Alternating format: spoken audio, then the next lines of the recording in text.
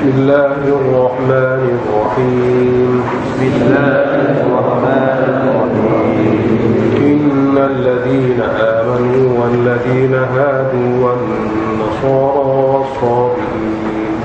Innal ladzina amanu wal ladzina hadu wan nasara was-sabiin man amana billahi wal yawmil akhir wa 'amila salihan falahum والصابرين من آمن بالله واليوم الآخر وعمل صالحا فلهم أجرهم عند ربهم ولا خوف عليهم ولا هم يحزنون. فلهم أجرهم عند ربهم ولا خوف عليهم ولا هم يحزنون. Ayat 22 ni penutup mengenai golongan Yahudi, iaitu yang mana kita dengar Allah Ta'ala turunkan ayat-ayat yang kita telah baca dulu nak pujuk Yahudi zaman Nabi kembali kepada ajaran Islam. Setelah diberitahu lapar jasa yang Allah telah buat pada mereka dan dua hukumnya yang Allah Ta'ala timpakan kepada mereka, mudah-mudahan dengan lapar jasa dan dua hukumnya tadi memberi kesedaran pada Yahudi zaman Nabi untuk kembali kepada ajaran Islam daripada Al-Quran. Dan ayat ini penutup dia, iaitu Allah Ta'ala tidak pilih bangsa. Allah Ta'ala juga tidak mengutamakan mana-mana bahasa. Bagi Allah Ta'ala bangsa sama saja. Apabila dia sanggup beriman pada Allah hari akhirat dan segala rukun iman, dan dapat melakukan amal soleh. Soleh maknanya menepati sunnah. Kesemua mereka ini, tak kira bangsa apa, bahasa apa, itu mereka akan diberi pahala dan jalan pahala di situ. Kerana segala amalan mereka diberi pahala, dan mereka tidak akan lagi takut untuk menghadapi perkara-perkara yang bakal berlaku di akhirat, dan mereka tidak akan berduka cita untuk meninggalkan segala kesenangan hidup. Jadi sini Allah Ta'ala kata innal ladzina amanu, bahawa orang yang beriman di kalangan umat Muhammad. Alladzina amanu ni gelaran bagi umat Nabi akhir zaman. Innal ladzina amanu dalam ayat ni gelaran bagi umat Nabi Muhammad sallallahu alaihi wasallam. Itu sesungguhnya orang-orang yang beriman di kalangan umat Nabi Muhammad, wal ladzina hadu, dan orang-orang yang ikut ajaran Yahudi. Ni gelaran agama Yahudi, gelaran puak Bani Israel, gelaran nisbah pada agama Yahudi. Jadi Yahudi merupakan sifat keagamaan, bukan puak. Tapi Bani Israel nama puak dia. Wan Nasara, dan golongan yang berpahaman Nasara, itu umat Nabi Isa.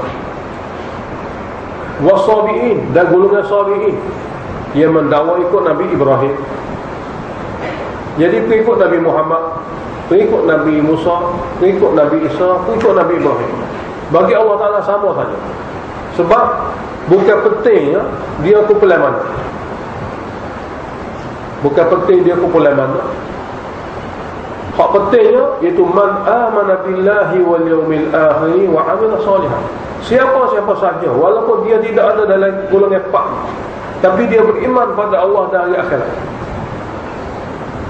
Beriman pada Allah ni beriman tentang mabda', wal yaumil akhir ini tentang ma'ad. Sebut dua penjuru rukun iman ni merangkumi semua iman. Siapa saja yang dapat beriman pada Allah dan rukun-rukun iman, dan dapat melakukan amal soleh, menempati syariat dan sunnah. Kalau dia berikut Nabi Musa, zaman Nabi Musa, kena ikut Taurat dan cara Nabi Musa beramal. Orang yang ikut Nabi Isa, zaman Nabi Isa, kena ikut kitab Injil dan cara Nabi Isa beramal. Orang yang ikut zaman Nabi Ibrahim, kena ikut cara Nabi Ibrahim. Tapi orang zaman ni, maka cara hidup dia kena ikut cara Nabi Muhammad sallallahu alaihi wasallam. Maka apabila dia duduk zaman ni, maka cara dia adalah cara Nabi Muhammad sallallahu alaihi wasallam. Tak kira dia asalnya daripada ikut Nabi Ibrahim, atau asal dia ikut Nabi Musa, atau asal dia ikut Nabi Isa. Tapi apabila zaman Quran ni, dia kena ikut sunnah Nabi Muhammad sallallahu alaihi wasallam. Falahum ajruhum 'inda rabbihim, maka bagi mereka akan dapat pahala yang disediakan di sisi Tuhan mereka.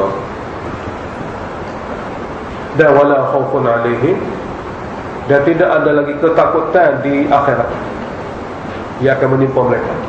Dan mereka tidak lagi berduka cita untuk meninggalkan dunia, sebab tempat yang lagi itu lebih baik lagi daripada dunia.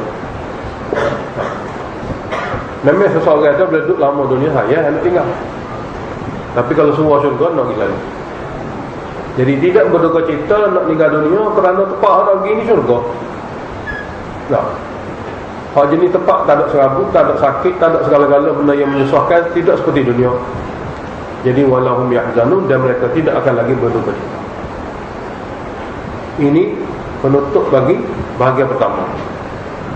Jadi Allah Ta'ala beritahu yang kita baca sebelum ni, wahai Yahudi, segala sifat-sifat buruk dan kadang-kadang berlaku pada kamu dulu, neraca Tuhannya bukan nak pakai bangsa, bukan nak pakai bangsa Arab, bangsa Yahudi, tak. Bagi Tuhannya iman dan amal soleh. Bagi Tuhannya iman dan amal soleh.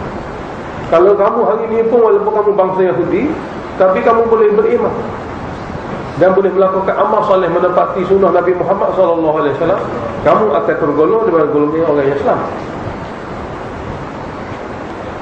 Adapun ayat 63, ini jenis kedua Yahudi. Yahudi juga, tapi jenis kedua. Dalam ni dalam surah, dalam ayat-ayat yang kita nak baca ni, tajuk kedua ni, iaitu datuk nenek Yahudi zaman Nabi. Datuk nenek dia, perangai-perangai buruk datuk nenek Yahudi zaman Nabi. Tuhan pakai bawah kabir datuk nenek dia. Pani tu cicit dia duduk Madinah.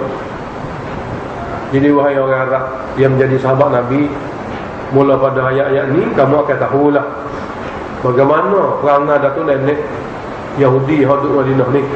Nah, kena tahu juga. Kalau Arab ke buat dia kata ayat pun. Kalau Arab pada pokok Yahudi Madinah, dia tak kaya ayat. Kelemahan ada kesilapan datuk nenek dia. Jadi mu tak tahu.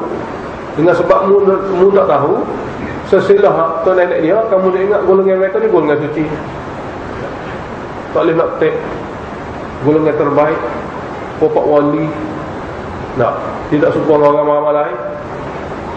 Jadi oleh kerana kamu menjadi pengikut Nabi Muhammad SAW, maka Allah akan menceritakan melalui kitab kamu, kitab Quran kamu, perangai, keburukan yang ada, yang pernah berlaku pada tok nenek Yahudi Madinah. Mudah-mudahan dengan dengar cerita tu nenek dia, maka kamu boleh buat putusan lah, ini anak cucu dia. Kalau tok nenek dia perangai lagu ni, boleh jadi perangai ni jaki pada anak cucu dia. Boleh jadi lah tu. Jadi tidaklah ya dia tu hebat mana sangat. Jadi kalau dia ada bagi fakta, bagi fatwa bercanggah dengan Quran enggak, tak boleh nak pakai mana lah. Jadi kena dengar sepatah ruang daripada Tuhan. Tetap tu nenek Yahudi hidup Madinah. Dan dalam ayat ni kita akan baca 3 bentuk keburukan Yahudi. Pertama, tawali anil akhlak, berpaling daripada beramal, daripada dengan hukum. Tawali maknanya berpaling daripada beramal dengan kitab. Itu penyakit kamu tu, perangai tu nenek dia. Yang kedua, perangai tu nenek dia banyak soal tentang hukum Tuhan. Ta'ammuk fil ahkam dia. Ta'ammuk mana banyak soal. Benda tak ada payah, tapi soal banyak. Jadi kalau hari ni pun kalau ada orang banyak soal, yang ada orang Yahudi, ini perangai Yahudi. Itu orang Yahudi, apa lah orang kelas ni. Dia kalau buat agama tu soal macam, padahal perangai Yahudi dah. Dia diri, duduk pegang. Jadi at-ta'ammuk fil ahkam, banyak soal tentang hukum Tuhan. Ini pun perangai Yahudi, datuk nenek Yahudi duduk Madinah ni. Yang tiga, Allah nak ayat kepada sahabat Nabi melalui Quran ni, iaitu suka buat halah dalam beramal hukum Tuhan. Suka buat halah. Buat halah macam mana? Macam nakak ikan. Allah Ta'ala kata satu tak boleh nakak ikan. Dia hari lain dia buat tarik, gali, buat kolok, buat kubah. Dan Allah Ta'ala uji mereka hari Sabtu ke hari ibadat tu, ikan jadi nemu. Dalam Quran sebut ikan nemu. Hari lain senyap di amanah duduk dasar. Dekat pisau tak jumpa ikan. Ini ujian Tuhan. Ujian takut ini dia bagi. Jadi hari ibadat, hari kali waktunya ikan nemu. Jadi buat dia fikir macam mana? Tuhan lah kan? Nakak ikan hari Sabtu sebab hari ibadat. Jadi dia buat gali kolam kubah semua sekali. Lepas tu dia pun buat parik pergi ke kubah. Jadi hari Sabtu dia kata kita bukan nak nakak ikan, kita akak bakar. Jadi di antara ikan dengan kubah tu dia buat sekat ni, buat jari. Jadi hari tu dia akak jari, ikan masuk. Beberapa hari dia tutup malam. Lepas tu esok hari Ahad dia pun pakai gotik. Dia kata kita nakak ikan hari Ahad. Dia kata kita nakak ikan hari Ahad, tak nakak hari Sabtu. Hari Sabtu kita buka, kita tutup je. Jadi kita kotik hari Ahad. Dia panggil henlah. Jadi henlah ni sifat Yahudi. Hari ni kita kat masyarakat kita, ini riba ni. Memang ni riba. Henlah lagi, jadi halal juga. Dengan cara-cara dia lah. Tidak ikut prosedur syariat. Jadi kalau kita jenis henlah gini ke, jadi tak boleh marah mana pada Yahudi. Sebab henlah ni perangai Yahudi. Sehingga Imam Bukhari rahimahullah buat bab mengutuk golongan-golongan yang ingin membawa halah dalam syariat. Nak pelepah benda tak boleh, jadi boleh. Jadi dalam kitab Bukhari ada buat bab. Dia kutuk dan dia kritik golongan-golongan ulama yang cuba buka jalan buat halah dalam syariat. Sebab dia tahu ini sifat Yahudi pun. Jadi 3 perkara ni kita akan baca. Lepas tu dia ada sambungan dia. Wa id akhadna mitsaqakum wa rafa'na fawqakum at-tur. Ini perkara pertama, berpaling daripada mentaati hukum. Berpaling daripada mentaati hukum. Ketika kami ambil perjanjian, misak ni lafaz yang ada dalam Quran, lafaz ni juga ada dalam kitab Taurat. Al-ahdu seperti mana ada dalam Quran, lafaz ahdu ada dalam kitab Taurat. Dua lafaz ni perkataan yang sama digunakan. Takut orang Yahudi kata itu misak, takut makna lain, sedangkan lafaz yang sama. Jadi Allah Ta'ala guna kedua-dua dalam Taurat dan dalam Quran dengan lafaz yang sama, nak mengelak daripada kekeliruan. Mana seandainya kalau Allah guna lafaz lain dalam Taurat misak, dalam Quran benda lain, jadi Yahudi kata tu benda lain. Jadi dua-dua ni lafaz sama. Ahdu dengan misak dalam Taurat pada lagu ni tulisan dia, dalam Quran pun lagu ni. Mana di segi makna. Jadi ketika mana kami ambil perjanjian untuk ikut amal kitab Taurat, kami ambil perjanjian. Ambil perjanjian semua kamu kitab Taurat telah dapat dah ni. Maka semua pakat beramal belakang. Tak amal. Dah kami tak akan beramal. Lalu ikuran daripada tasbih beramal, berpaling daripada beramal, wa rafa'na fawqakum at-tur. Kami angkat gunung Tur atas kepala kamu. Nak hempak kamu sekiranya tidak ingin beramal. Dulu alasan tak ada kitab. Bawa kitab boleh tak sih beramal pula. Jadi angkat gunung tak atas kepala. No tak sih. Mana kalau no, okey, kalau tak tu. Jadi sampai sekarang tu Allah Ta'ala buat kepada Bani Israel. Tak sehnya dia beramal dengan kita. Lalu ketika itulah kami kata khuzu ma'atainakum biquwwah. Khuzu sini lafaz bermakna kamu hendaklah memahami tentang akidah dan beramal di segi amalan daripada kitab Taurat ini yang telah kami beri kepada kamu dengan sungguh-sungguh. Tak boleh main-main. Nah, mana hendaklah kamu khuzu, ambillah, peganglah di segi akidah dan amalannya daripada kitab Taurat yang kami beri kepada kamu dengan sungguh-sungguh. Yang ini tidak boleh main-main. Tahu? Yang kedua, Allah Ta'ala kata wazkuru ma fihi. Wazkuru ma fihi, hendaklah sentiasa muzakarah, yakni belajar, jangan berhenti. Wazkuru ma fihi ini ta'lu. Kalau tafsir kata wazkuru dengan mana? Sentiasa muzakarah, ta'lu. Kena ada sama orang belajar, kena ada sama orang belajar. Ma fihi, ilmu yang ada dalam kitab Taurat. Berpegang, lepas tu ajar. Kena ada sama orang ajar belajar. La'allakum tattaqun, mudah-mudahan kamu dengan ajar belajar dan berpegang dengan kitab, kamu dapat sifat takwa. Yang ini dapat takut dan serta jaga hukum. Setelah mengaku kenapa? Kerana gunung tak takal. Gunung tak takal. Nak tak sih, nak ngaji tak sih. Barulah nak. Apabila nak tu, Allah Ta'ala pun alihkan gunung tempat lain. Bawa alih gunung pada tempat lain. Summa tawallaitum min ba'di dzalik. Kemudian kamu berpaling juga daripada beramal selepas demikian peristiwa. Kemudian kamu berpaling juga daripada beramal min ba'di dzalika, selepas daripada penyaksian, minta pengakuan dengan kata letak gunung atapan, berpaling juga. Kemudian Allah Ta'ala kata falaula fadlullahi alaikum, kalaulah tidak kerana kurniaan Allah ke atas kamu. Apa maksud kurniaan sini? Melewat-lewatkan azab, menangguh-nangguhkan azab. Yang ni menangguh-nangguhkan azab dan menimpa habis anak cucu kalau kena sikit-sikit. Kalau tidak kerana kurniaan itu dan rahmat dia dengan mengekalkan syariat, lakuntum minal khasirin, saya kamu semua Yahudi akan jadi golongan paling rugi. Kita tak ada, bakar tak ada. Jadi fadlullah ni maknanya kurniaan Allah Ta'ala dengan menangguh-nangguhkan azab. Tidak kena semua, ada bakar lagi. Dan rahmat dikekalkan kitab Taurat, tidak dihilangkan lagi. Kalau tidak kerana tu, lakuntum minal khasirin, saya kamu semua Yahudi, bakar pun tak ada Yahudi sini atas dunia, kitab pun tak ada. Tapi Allah Ta'ala atas fadlu dia, atas rahmat dia, kitab pun ada, bakar pun ada. Ini cara-cara Tuhan ayat. Jadi wahai orang, jadi sahabat Nabi Madinah ni, Muhajirin Ansar, dengan malak. Dah. Dengan malak ni bapak ni agak ni wang atau nenek dia. Keburukan kedua, hela. Keburukan kedua, hela.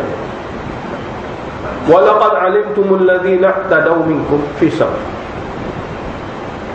Dan sesungguhnya kamu pun tahu wahai orang Yahudi Madinah, alladzina tadaw minkum, orang-orang yang melampaui batas di kalangan kamu dahulu.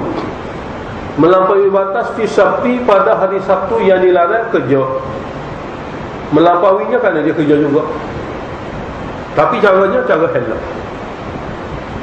Sesungguhnya kamu pun tahu wahai Yahudi sekarang, Yahudi semasa, Yahudi Madinah, alladzina tadaw, mengetahui tentang Yahudi-Yahudi yang melampaui batas.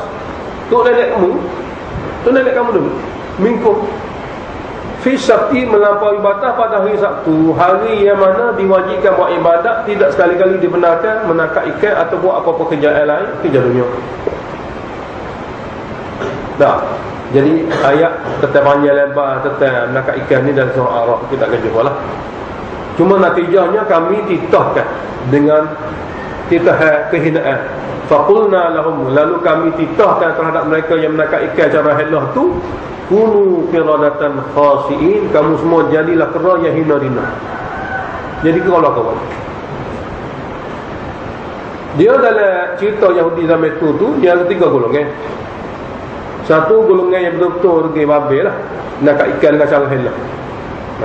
Buat pada lubang, buat lopak malak-malak, lepas tu buat salah dah, daripada sungai asal kepada lubang dia. Lepas tu celah-celah tu dia buat pakat lah, buat jari akak, letak. Mana hari Satu akak, lepas tu tes letak. Pak igak suruh ikannya, esokkan tu hari Ahad. Jadi buat ni buat kerja, maka 2 golongan lain. Satu golongan senyap tengok, tak boleh ni salah, tapi tak gitu juga. Dia senyap suara gitu. So golongan lagi, golongan yang amru ma'ruf nahi munkar gitu juga. Tolonglah, aku halang redah kan. Jangan nak kat badan hari lain, banyak hari lagi tu. Seminggu ada 7 hari. Ni hari boleh buat kerja, hari Isnin ni hari ibadat. Ya gitu juga.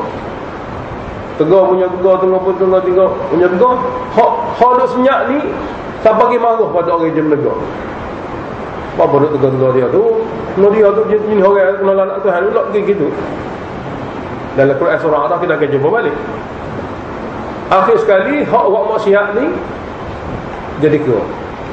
Mana hak menangkap ikan juga pada hari Sabtu ni jadi kira. Jadi kira tu hari tu jadi kira lah.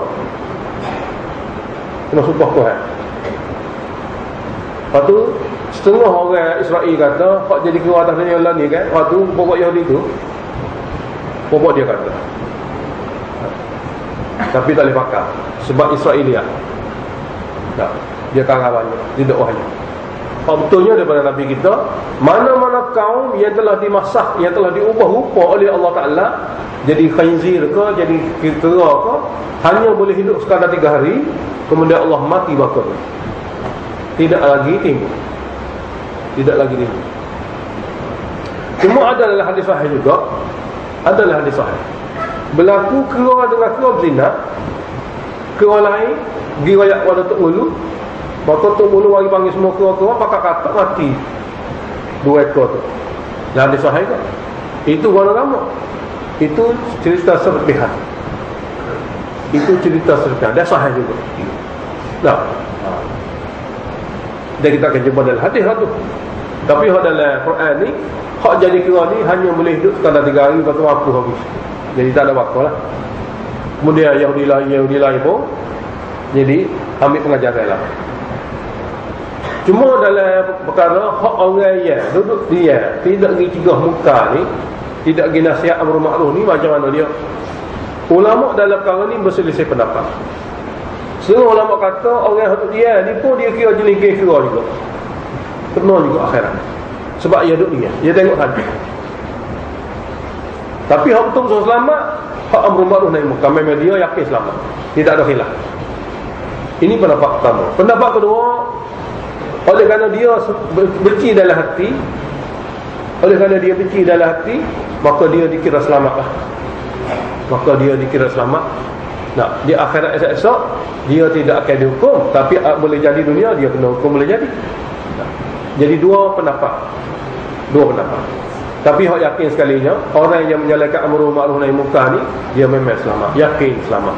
Jadi kita akan bahas sekali lagi dalam surah Al-A'raf. Faja'alnaha nakalan lima bayna yadayha wa ma khalfaha. Lalu jadi kisah jadi kira tadi, kami telah jadikan kisah jadi kira itu nakalan, peringatan, pengajaran. Lima bayna yadayha, untuk zaman dia, wa ma khalfaha, untuk zaman selepas dia. Pengajaran. Wa mau'izatan, dan suatu peringatan, nasihat lil muttaqin, bagi orang yang ingin berusaha untuk dapat hakikat takwa dan jaga hukum syariat. Sebagai ilmu yang memberi nasihat kepada orang yang ingin memiliki sifat takwa yang sempurna dan jaga syariat. Ini sifat kedua. Sifat ketiga buruk Yahudi yang dulu ialah soal banyak dalam agama. Maksudnya mudah ya, tapi soal banyak. Wa idh qala Musa liqaumihi innallaha ya'murukum an tadhbahu baqarah. Di waktu mana Nabi Musa kata kepada kaum dia Bani Israel, Allah Ta'ala telah perintahkan kamu supaya sembelih lembu. Baqarah sini lembu boleh jadi jantan, boleh jadi betina, tapi rajihnya betina lah. Cuma dia jenis sembelih lembu. Bapa sembelih lembu tu dalam Israelia, dalam cerita-cerita Yahudi, suruh sembelih lembu ni kenapa? Kerana ada kisah Israelia ni Yahudi. Dia buat cerita dia. Dia kata ada satu orang tu dia dibunuh oleh anak saudara dia. Lepas tu mayat pak saudara dia ditok kapal lain. Lepas tu dia duk jaga kata siapa lah bunuh pak saudara kita ni. Dia ni hak bunuh pak saudara ni anak saudara. Anak saudara ni muk dia lah. Dia bunuh kerana dia nak saka. Sebab pak saudara dia ni tak ada keturunan asal furuk. Orang hak layak timur saka tak ada. Mana kalau mati kan boleh get dia. Jadi lama mati dia orang wajib payah basah dia, kalau duk tunggu-tunggu tak mati kita, baik mati dia dulu. Bunuh. Maka bunuh, dia ambil banyak, dia letak kapal orang lain. Paduk kata kau orang mana bunuh kau orang dia. Orang kapal lain tak tahu menahu. Maka semua tak mengaku. Kata mana kita tak tahu. Tanya-tanya semua sekali masyarakat gagal kapal orang itu. Orang kata-kata semua tak tahu. Bala rapakan Nabi Musa. Nabi Musa kata nak selesai masalah ini sebelah ilmu. Ini cerita dia, cerita Israel ya. Sebelah ilmu. Ia ahli amari banyak duduk situ 40 tahun baru jumpa ilmu mereka. 40 tahun dalam cerita dia akan lagi 40 tahun cari ilmu. Baru jumpa ilmu. Baru sebelah ilmu. Maka ilmu pun kukup kata dia ni bunuh dia ni. Jadi ada riwayat kata ambil anggota lembu, dia kata mayat bangun, rakyat kata anak saudara aku bunuh aku. Barulah saya sakit. Ini cerita dia. Oleh kata dalam cerita Israeliat ni seperti mana kaedah kita tidak boleh pakai dalam tafsir. Sebab ada betul ada tak betul. Oleh kata Israeliat tak boleh pakai. Jadi dalam kitab hadis mana-mana pun dia akan beritahu ini cerita Israeliat. Jadi ulama tafsir sebagai ulama tafsir seperti Nasafi kata tidak ada hubung kait. Allah Ta'ala perintah suruh sembelih lembu ni kerana dalam hati Yahudi masih ada lagi mendewakan lembu. Sebab lembu tu lembu hak pula kukuk, lembu hak pula tebak, hak kena bunuh dia pergi puja lembu. Nah, Nabi Musa kita apa 40 hari untuk timur kita Taurat. Maka Musa Samiri duduk lewat dengan pokok. Duduk lewat dengan pokok ni mari idea macam mana dia nak cari pengaruh supaya jadi tu baik lah. Sebab Musa sama nama-nama Musa, tapi Musa ni sahur nama dia tak sahur. Maka dia kira-kira mari, dan Musa Samiri ni pernah dipelihara oleh malaikat Jibril. Musa Nabi ni pernah dipelihara oleh Fir'aun. Jadi Musa yang dipelihara oleh Firaun jadi ahli syurga, Musa dipelihara oleh Jibril ahli neraka. Jadi hanya mereka tak tahu mana benar. Manusia tu sendiri saja betul. Jadi Musa sendiri malaikat mereka dia. Jadi dia biasa duduk sayang malaikat ni, dia tengok bila malaikat turun mari atas dunia, benda-benda pelik berlaku. Benda luar biasa lah. Jadi cerita dalam kitab kata mereka kata semua harta-harta yang kita pinjam kerana perkahwinan daripada Kipti, kalau kita bawa mari Jemerai lepas sini ni tak halal. Kena suruh belakang. Sebab harta orang, harta Kipti. Kubur belakang. Kubur dia pecah api. Ya Allah. Dia pun buat betul lembu. Dia pun ambil pasir yang biasa dia cekar di mana tempat kuda melekat tu pijak. Maka dia ambil pasir itu, bubuh dalam mulut lembu, lembaga lembu yang dia buat daripada cair dia mah. Jadi lembu tu boleh terbang. Ini satu cara yang Allah Ta'ala nak uji hamba. Dia bentuk sahih ada juga, bentuk sahih. Jadi bunyi suara lah, bunyi suara lembu. Lepas tu badan tu dia tak jadi badan lembu, badan jadi mah gitu. Apabila bunyi suara lembu tu, maka Bani Israel kata, ni Tuhan Musa duk cari apa lama gitu mau 40 hari tak pasal-pasal. Maka golongan jahil ni dia kalangan mereka yang dhaif ni duk jadi puja lembu, jadi buat tawaf itu macam-macam lah. Sebagian besar Bani Israel lain kata mana boleh, memang pelik pun, tapi pelik bukan boleh siapa tahap kita puja dia, kita sembah dia. Dalam Quran sebut. Jadi akhir kisahnya Nabi Musa balik, hak mana pernah jadi sembah lembu ni kena bunuh lah. Tabak lah, tapi penyempurnaan tabak kena bunuh. Habis silah kita, habis. Lepas tu mah hak jadi lembu ni dibakar api, cair semua sekali, tahu abu dia air, tak mana lah. Lepas tu Musa sambil ni pula, Nabi Musa tanya dia, apa jadi gini mau ni? Dia tak ada apa, cuma hak boleh jadi bunyi ni aku ambil daripada tapak kaki Jibril lah. Biasa-biasa benda lagu ni biasa pelik. Jadi orang tak biasa kan, dia bagi dia pelik, bagi saya biasa. Bapak-bapak buat gini ni nak sahur dia kata, nak sahur. Musa sama Musa aku tak sahur macam ni, jadi sahur. Allah Ta'ala hukum di dunia lagi. Oleh kerana mu nak sahur, hukum dia pun bertetangga lah. Mu Allah Ta'ala jadi penyakit yang mana kalau siapa-siapa orang pergi dekat dia, jadi panah dia tu jadi panah. Musa sami dia jadi panah. Allah suruh Sehingga apabila ada orang pergi dekat dia kata jangan apa? La misas, jangan sentuh. Allah. Jadi oleh kerana itu sahabat saleh pun boleh pergi dekat dia. Tak ada anak sahur hidup dalam tawati gitu. Sebab cari kemasyhuran dengan cara bukan syariat. Jadi Allah hukum pula gitu. Dia kata la misas, janganlah tu, jangan mari dekat, jangan sentuh saja. Kalau sentuh memang demam. Fakir. Jadi dia menjauhi diri, seorang diri mati. Itu. Orang kemudian bunyi kata cerita hari ni duk ingat semacam Quran tak mengaji, mana gitu. Taurat tak mengaji, duk fikir cerita-cerita. Lembu dulu gitu ni, lembu gitu gini. Lama-lama mari dalam hati mereka ni lembu khamak.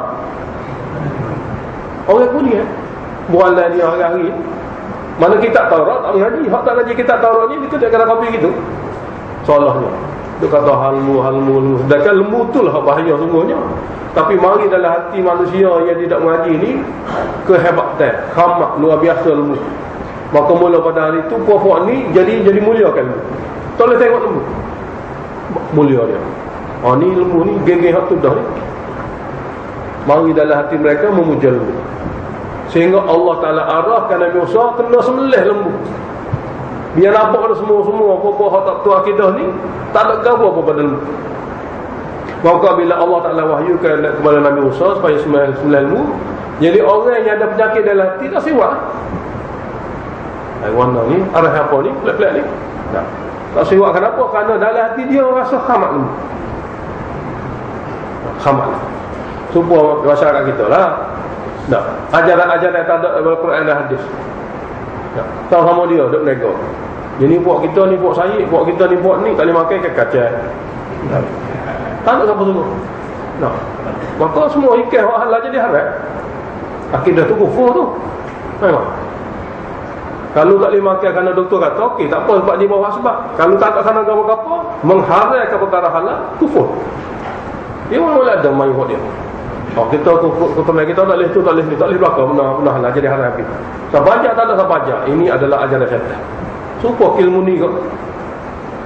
Maka diarahkan. Maka ustaz kita kata mana-mana orang yang berpatang kerana tak ada sebab apa-apa, bukan sebab kedoktoran, dia wajib kena batalkan patang dia, tidak kekal jadi masalah kita.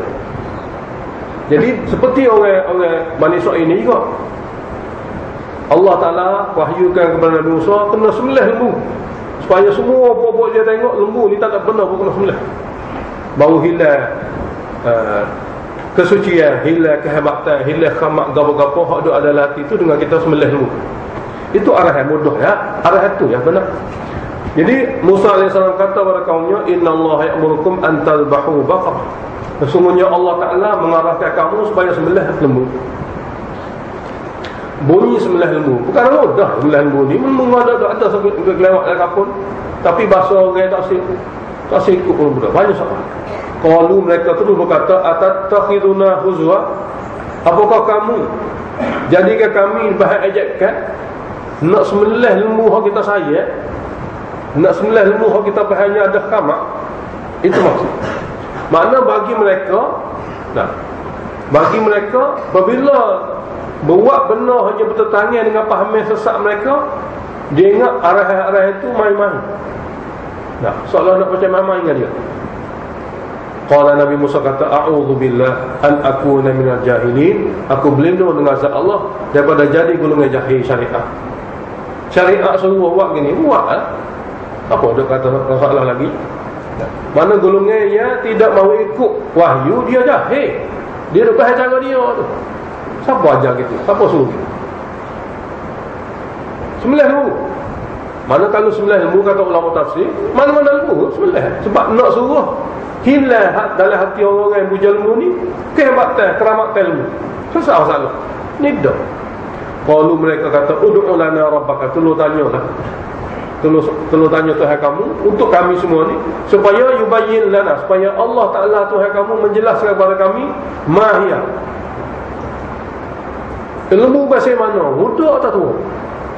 Sebab lembu banyak kan? Muda atau tua? Jadi muda tua ni dia waktu persoalannya Allah Ta'ala tak ada hak mana-mana lembu tu belah lah. Dia lagi tanya tua muda pun. Soal banyak. Lalu Allah bagi wahyu. Qala, kata Nabi Musa, innahu yaqul, Allah Ta'ala berfirman, innaha baqaratun, sesungguhnya lembu tu jenis la faridun wala bikr, tidak terlampau tua, tidak terlampau muda, tengah ke. Kau apa ya? Kalau dia sembelih mana-mana anak lembu pun tak apa sebenarnya. Lembu tua tak apa, ibu lembu kau tak apa. Tapi bila ditanya lembu muda tua tu, pertanyaan dia tu yang kata gini lah kalau nak tanya kan. Lembu tidak tua, tidak muda. Tanya sana, mana gitu. Ini banyak soal dia panggil. Kurang ayo. Jadi Allah berfirman, oleh kerana kamu tanya, Tuhan jawab, Tuhan kata innaha baqaratun la faridun wala bikru. Lembu hak mutlah sembelih, lembu tidak tua benar, lembu tidak muda benar. Awan tua Tuhan. Baina zalika, di antara muda tua. Fafa'alu ma tu'maru, buatlah apa yang kamu diarahkan buat. Jangan tanya banyak. Ali Tuhan wajah. Oh, pening dia. Tanya lagi, kalau mereka tanya, ud'u lana rabbaka, tolong tanya Tuhan kami. Tolong tanya Tuhan kamu supaya memberitahu kepada kami, yubayyin lana, supaya dia jelaskan kepada kami walaupun tengah warna ke apa. Ma launaha. Allah bagi wahyu supaya Nabi Musa jawab, innahu yaqul, sesungguhnya Allah berfirman, innaha, sesungguhnya lembu itu, baqaratu, lembu tina, safra kuning emas. Safra ufaqi', lembu tina warna kuning emas. Jadi warna kuning emas ni dia diarahkan. Launuha tasurrun nazirin, warnanya menggembirakan setiap orang yang memandang. Warna emas. Nah. Jadi ulama tafsir kata kalau boleh elakkan daripada warna emas. Elakkan daripada warna emas. Jadi kalau satu orang muja warna emas ni, takut dia jadi Yahudi. Sebab warna ni tidak ada apa-apa. Dalam syariat tak ada apa-apa. Cuma nak jadi payah. Mana ada lembu warna emas? Nah, putih ada, hitam ada, kelabu-kelana boleh ada, kokoh boleh ada, tapi emas tak jumpa. Allah sengaja nak memayah-mayahkan bagi orang banyak soal. Payah. Jadi warna safra faqi', warna kuning keemasan. Yang mana warna dia ni orang tengok semua suka. Sebab tak kisah tengok warna ni comel. Nah, jadi warna keemasan ini sebenarnya tidak ada apa-apa. Hanya sekadar nak memayahkan golongan Yahudi yang banyak soal. Tapi kalau kita waktu akidah pelik pula, jadi kita menjadi masalah. Warna mah ni gini tu karang-karang kita tu bahaya. Nah, yang mana sebenarnya tidak ada. Qalu, mereka tanya lagi, ud'u lana rabbaka yubayyin lana ma hiya. Tolong tanya lagi untuk kami Tuhan kamu supaya dia jelaskan kepada kami ma hiya. Jenis mana lembut? Jenis mana dia? Payah ni. Sebab apa? Innal baqara tashabaha alaina. Lembu-lembu ni menjadi satu kesamaan banyak kat atas kami. Jadi kau payah kami nak cari. Lembu tengah ni warna pula warna emas ni pelik-pelik saja ni. Jadi sesungguhnya lembu tu jadi susah sukar kat atas kami. Tolong dia jelaskan mudah-mudah sikit. Dan dia sebut insya-Allah. Ni perkara yang menyelamatkan daripada soalan kemarahan. Wa inna insyaallahu lamuhtadun, bahawa kami insya-Allah kami akan terpimpin jumpa satu hari lembu sebenar. Maka hak ni tolong ayat supaya jadi alamat mudah. Hak dua-dua tu alamat payah. Ulama tafsir kata dengan sebab dia kata insya-Allah jadi perkara baik jadi mudah. Kita tafsir kata pun insya-Allah. Takut kata tak jadi. Bila ni buat kita doa insya-Allah kali tu. Cak tu insya-Allah Taala tu malah lagi tu. Ahli kita hak jahil pula. Sedangkan insya-Allah ni satu perkataan yang disunatkan kata sebab perkara yang bakal berlaku ni tak siapa dia tahu kerana dia takdir. Maka disunatkan kata insya-Allah. Nah, kalau tak jadi tak apa, pahala tu boleh tak. Ahli kita ni tak. Sebab jahil tak. Jadi apabila kita kata bila kita nak jawab doa insya-Allah ada tak segi tu. Kena kata semua insya. Nak suruh jadi punah kat kita. Tembing juga punah kita. Sebab apa kalau kita kata sungguh esok kena pergi, kita tu lah jadi. Kalau kata insya-Allah, Allah tu tu beza. Jahil punya bahasa. Tak sih kalau kata insya-Allah esok jumpa. Sebab dia ingat apabila kata insya-Allah dia tak segi. Sedangkan itu kalimah manusia hamba dengan Allah Taala. Kalau kita kata esok aku akan pergi ke mana pun, ini Tuhan. Sebab Tuhan aku saya benar akan berlaku esok hari dalam surah Luqman. Jadi Nabi ajar kata insya-Allah tu supaya menyelamatkan kita daripada kita berpahaman seperti Tuhan kita ni. Jadi kena kata insya-Allah. Dia di sini pun kita Allah selitkan cerita sini, mereka kata insya-Allah. Maka selamat mereka itu daripada panjang cerita. Jadi wa inna insya-Allah la muhtadun, bahawa kami insya-Allah jika dikehendaki Allah akan berjumpa lah, akan terpimpin lah kepada lembu yang nak dicarikan itu. Dan jawapan ini memudahkan sungguhlah. Qala Nabi Musa kata, innahu yaqul, sesungguhnya Allah Ta'ala berfirman, innaha, lembu itu ialah lembu yang la dhalulun tuthirul ard, tidak diajar untuk membajak tanah. Zalul mana tidak diajar. Lembu yang tidak diajar untuk membajak tanah, dan lembu yang tidak dilatih untuk mengairi tanaman. Bukan lembu wakija'ah, lembu duduk saja mana gitu. Lembu yang tidak diajar untuk membajak tanah, dan lembu yang tidak dilatih untuk mengairi tanaman. Mana lembu duduk saja. Dan lembu tu pula musallamatun, tubuh badan dia semua sekali warna soy, la syata fiha, tidak ada tanah langsung pada tubuh dia. Tak ada tanah, tak ada kapur. Semua tubuh dia warna tu ya.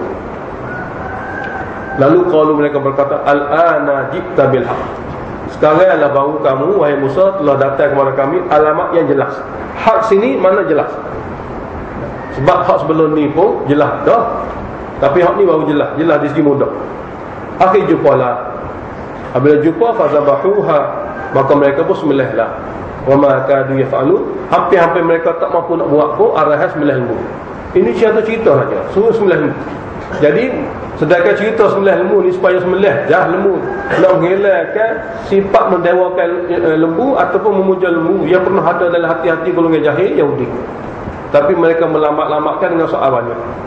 Tapi akhir sekali mereka dapat sembelih juga. Muzakarah dulu, kita sambung balik bab ni tajuk lain.